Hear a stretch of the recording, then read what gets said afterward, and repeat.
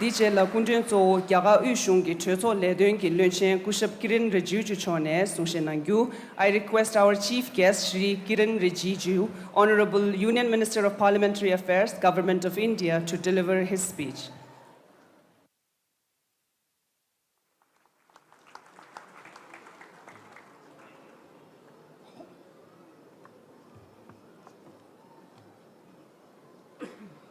नमस्कार तशीदेले परम पावन दलाई लामा जी के चरणों में नमन।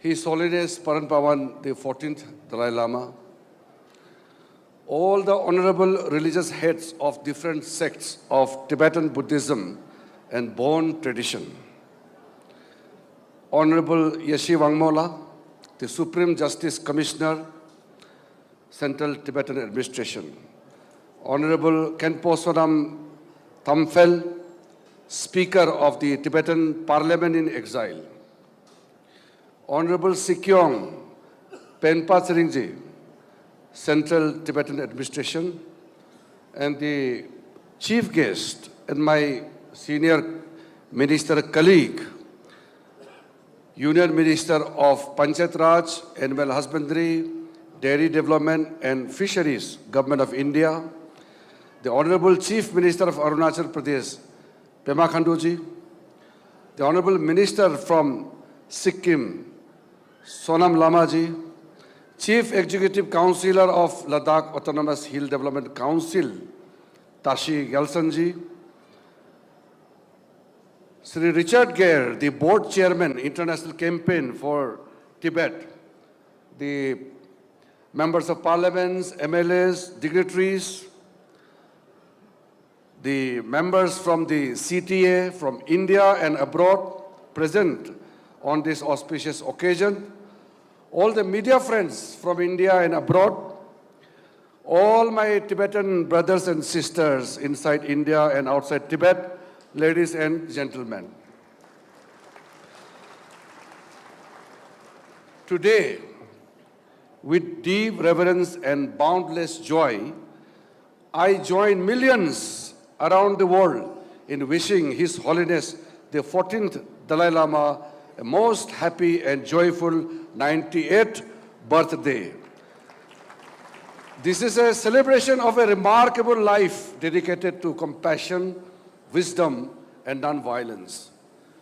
Your Holiness, you are more than a spiritual leader. You are a living bridge between ancient wisdom and the modern world. For over 7 decades, you have carried the light of Buddha's teachings with humility and clarity, guiding not only followers of Tibetan Buddhism, but people of all faith and backgrounds towards a more compassionate and ethical way of life. In a world strife with conflict, your message, embodied in how you continue to lead your life, assume even greater and more urgent significance. It is a matter of pride and honor for India and Indians to have you in our midst. As we mark this milestone, it is important to honor the deep historical relationship between India and Tibet. When the great masters like Santa Rakshita and Padma Sambhava journeyed from India to Tibet in 8th century, they planted the seeds of dharma that would flourish in Tibetan soil. These teachings, rooted in profound Nalanda tradition, were preserved, practiced, and expanded by generations of Tibetan scholars and yogis. On behalf of people of India and government of India, I bow down at his lotus feet and wish him a very happy birthday and a long life, so that he guides us all and the suffering humanity with this great compassion. Your Holiness is undoubtedly a visionary statesman and a spiritual master whose influence extends to global ethics. His teachings on compassion, mindfulness, and interdependence resonate with the people of all faiths and backgrounds. His application of bodhisattva ideals in modern leadership, combining wisdom, pragya, and compassion, karuna, skill in the use of means in diplomacy, leading by example through Buddhist practical universal practices is unique. His Holiness the Dalai Lama is one of the most revered, admired, and worshipped global spiritual leaders and the most honored guest of India. We feel blessed for his presence here in our country, which he regards as his Arya Bhumi. His Holiness the Dalai Lama profoundly calls himself the son of India, and he is one of the greatest ambassadors of the ancient Indian knowledge. He has always held the view that India can make significant contributions towards world peace through inner peace by utilizing ancient Indian knowledge and combining it with modern education. He has time and again reiterated the need for India to revive its ancient knowledge. As a devotee myself, and on behalf of all the millions of devotees across the world, I want to emphatically state that whatever decision taken by His Holiness the Dalai Lama, the established conventions and traditions, we will fully abide by it, and we will follow the directions and the guidelines to be issued from the institution of the Dalai Lama. I feel proud and I'm very fortunate to have closely followed His Holiness and his Dharma teachings and the words of wisdom for humanity.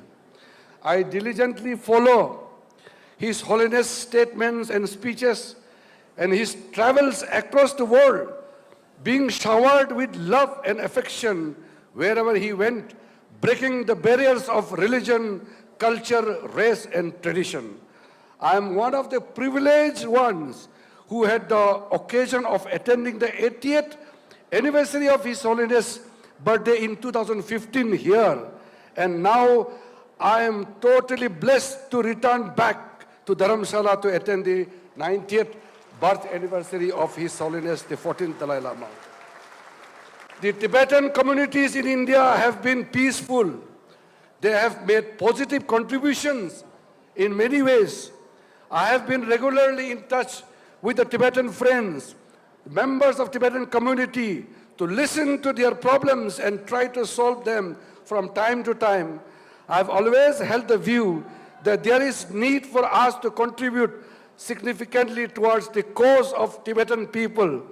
I have strongly been a strong votary of extending Government of India's welfare schemes to the Tibetan community who have lived peacefully over the decades in India. And I want to reiterate, my office, my house is open for the Tibetan brothers and sisters forever.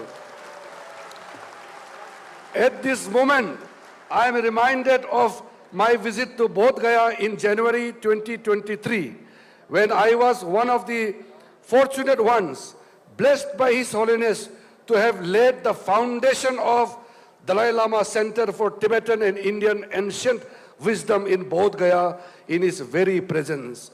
The institution serves as a global center for conducting education, research, and other programs to promote the study of ancient Indian thought and visions. To conclude, I would like to say that His Holiness the 14th Dalai Lama transcends the barriers of all religion, national, culture, race. The Tibetan people, the people of Himalayan region, the Dharma followers, and the people of this world need the continued presence of the institution of His Holiness the Dalai Lama. I wish him all the very best for his good health, pray for his long life on the auspicious occasion of his 90th birthday, so that His Holiness continues to bless and guide us and come out of sufferings and lead a Dharma life of peace, happiness, harmony, and compassion.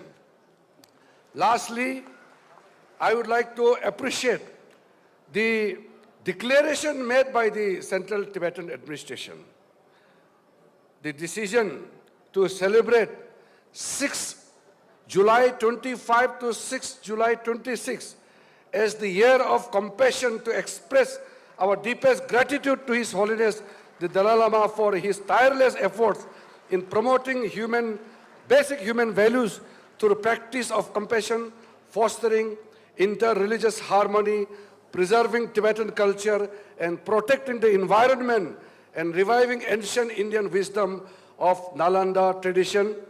I once again thank the CTA for adopting this resolution, and once again on behalf of the Government of India and people of India, my colleague Shri Rajiv Ranjan Singh ji, I feel totally blessed to be here on this very, very auspicious occasion of 90th birthday celebration of His Holiness the 14th Dalai Lama. Thank you very much. Tashidale.